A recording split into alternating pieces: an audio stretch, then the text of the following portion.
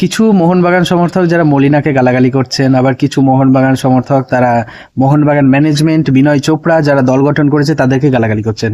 দেখুন, আমি হচ্ছি সেই পাবলিক যে দুজনকেই গালাগালি করি। কেন? মলিনা সাংবাদিক সম্মেলনে বলেছেন যে আমি দল গঠন করি না, প্লেয়ার সিলেকশন করি না। এটা শুনে সবাই খুব অবাক হচ্ছেন। যারা মোহনবাগান সম্বন্ধে ন্যূনতম ধারণা রাখেন তারা সবাই জানেন যে এই বর্তমান মোহনবাগান ম্যানেজমেন্টের যে আমলে যে তিনজন কোচকে আমরা দেখেছি, হাবাস, মলিনা এবং জোয়ান ফেরান্দো, এদের কেউ কোনো প্লেয়ার সিলেক্ট করেননি। আমি যতদূর জানি প্রত্যেক ক্ষেত্রে মোহনবাগান ম্যানেজমেন্ট প্লেয়ার নিয়ে এসে কোচের হাতে তুলে দেন যে এই তোমাদের প্লেয়ার, এদেরকে দিয়ে দিলাম, কিভাবে সফল হবে তুমি জানো।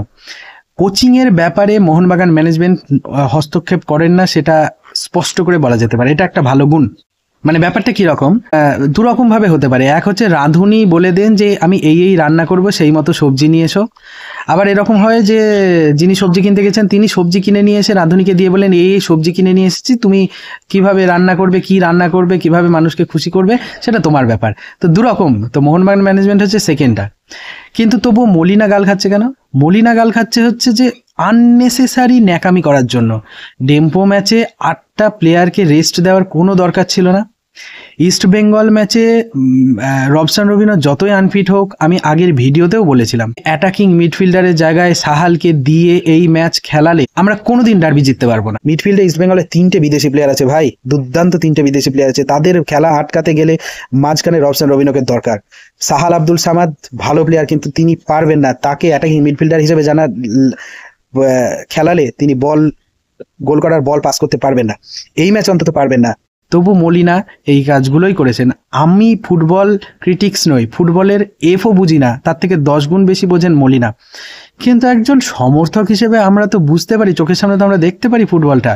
আমাদের যেটা মনে হয় সেটা মলিনা কি বুঝতে পারেন না? এত ফুটবল বোদ্ধারা কি বুঝতে পারেন না? রবসান রবিনো 10 মিনিটের জন্য, উনি কি ভাবলেন রবসান রবিনকে 10 মিনিটের জন্য নামিয়ে দিলেই মোহনবাগান ম্যাচ জিতে যাবে, যেটা মাস্ট উইন ম্যাচ? এই কারণে মলিনা গালাগালি খাচ্ছেন এবং এই কারণে মলিনার আর থাকার কোনো অধিকার নেই। এবং আমি মনে করি দিমিত্রি পেট্রাটোসকে ইমিডিয়েটলি সরিয়ে একজন অ্যাটাকিং মিডফিল্ডার বা টিপিক্যাল মিডফিল্ডার পজিশনে খেলতে পারেন এরকম একজন ভালো মানের বিদেশি প্লেয়ার নিয়ে আসা হোক, তবে মোহনবাগানের চেহারা বদলাবে।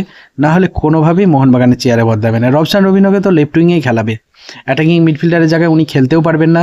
মিগুয়েল যে ওভারলোডটা নিলেন মোহনবাগানের বিরুদ্ধে ইস্ট বেঙ্গলের হয়ে, সেটা রবসান নিতে পারবেন বলে মনে হচ্ছে না, তার শরীর দেখে তো মনে হচ্ছে না। এই তো খেলা শেষ হয়ে গেছে, এরা সবাই আবার বিদেশে চলে যাবে, 2-3 মাস আবার মোটা হয়ে বিয়ার খেয়ে আবার বাড়ি চলে আসবে। এই তো হচ্ছে আমাদের অবস্থা খুব খারাপ।